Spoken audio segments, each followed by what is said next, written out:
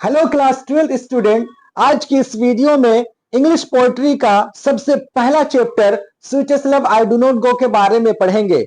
ये चैप्टर जो है दोस्तों बहुत ही इंपॉर्टेंट है और इसमें सब्जेक्टिव और ऑब्जेक्टिव क्वेश्चंस भर भर के पूछा जाता है। इस वीडियो के अंदर हमने इंपॉर्टेंट पॉइंट जो कि एग्जाम के पॉइंट ऑफ व्यू से बहुत ही इंपॉर्टेंट है और वो डायरेक्टली एग्जाम में पूछा जाता है या उसके पूछे जाने के चांसेस ज्यादा है, तो उन क्वेश्चंस या उन पॉइंट्स को हमने इस वीडियो के अंदर कवर किया है। तो इसीलिए आप इस वीडियो को अंत तक देखें। Hey guys, this is Nadeem and welcome back to my YouTube channel Nadeem Urdu वाला। तो चलिए दोस्तों, बिना किसी देर किए हुए वीडियो का शुरुआत करते हैं। तो आज का जो वीडियो है वो क्या है, तो वो 12th क्लास का पोएट्री चैप्टर है ना, पोएट्री का चैप्टर 1 पढ़ेंगे।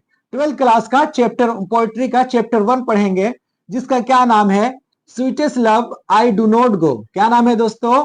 Sweetest love I do not गो। और ये जो कविता है sweetest love I do not गो, एक लव पोएम है। क्या है?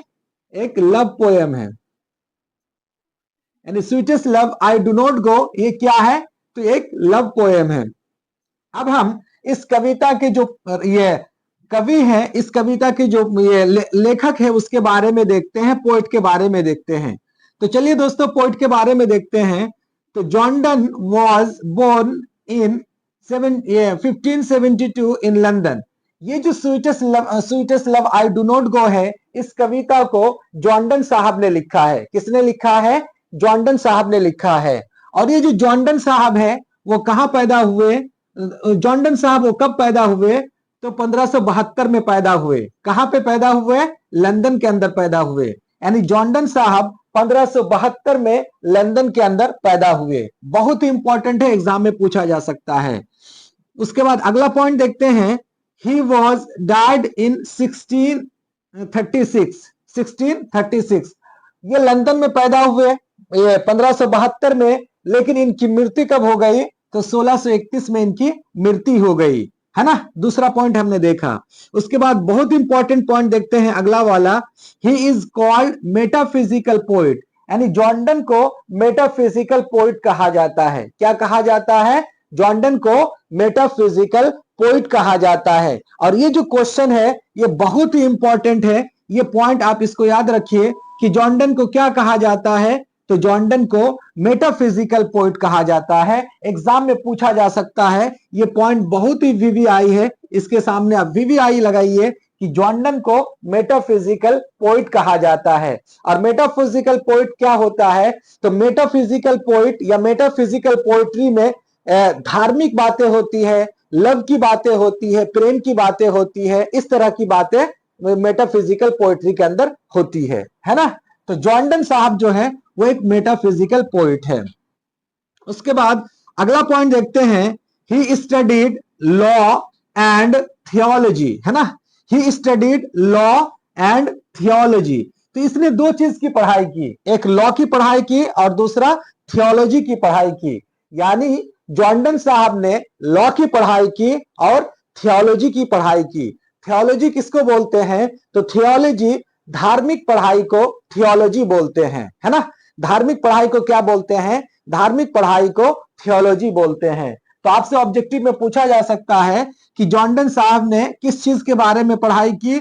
तो पहली चीज उन्होंने लॉ की पढ़ाई की और दूसरी चीज उन्होंने थियोलॉजी की पढ़ाई की, है ना। ये दोनों भी बहुत ही इंपॉर्टेंट पॉइंट है। इसके सामने आप वीवीआई लगाइए, बहुत इंपॉर्टेंट पॉइंट है ये दोनों। उसके बाद आगे देखते हैं उनके बारे में, जॉन डन साहब के बारे में। He is well known for his song, sonnets, satire, elegies and Sarman.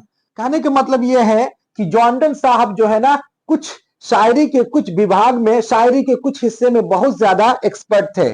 जैसे जॉन डन साहब सॉन्ग में बहुत एक्सपर्ट थे, सोनेट्स में बहुत एक्सपर्ट थे, सटायर में एक्सपर्ट थे, एलिजीज में बहुत ही ज्यादा महारत रखते थे और सरमन में बहुत ज्यादा एक्सपर्ट थे। तो कहने का मतलब यह है कि ये जो है ना, सॉन्ग हो, चाहे सोनेट हो, सटायर हो, एलिजीज हो और सरमन हो, ये सब पोएट्री का, कविता का पार्ट है। ये सब क्या है?